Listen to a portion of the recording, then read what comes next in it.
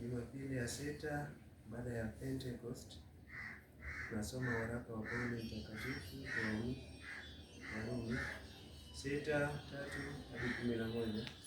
Ndugu zangu, sisi sote tuliobatizwa katika Kristo Yesu tulibatizwa katika mauti yake, basi tulizikwa pamoja naye kwa njia ya ubatizo katika mauti yake, kusudi kama Kristo alivyofufuka katika wafu kwa njia ya utukufu wa Baba, vivyo hivyo nasi tuenende katika upya wa uzima. Kwa maana kama mlivyounganika naye katika mfano wa mauti yake, kadhalika mtaunganika kwa mfano wa kufufuka kwake, mkijua neno hili ya kuwa mtu wetu wa kale ulisulubishwa pamoja naye, ili mwili wa dhambi ubatilike, usitumikie dhambi tena. Kwa kuwa yeye alikufa, amehesabiwa haki mbali na dhambi.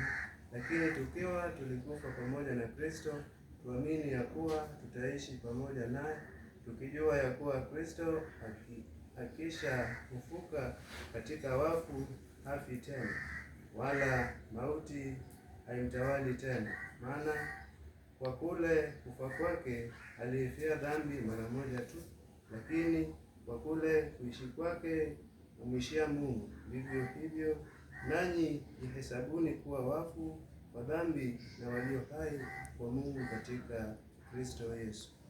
Simama.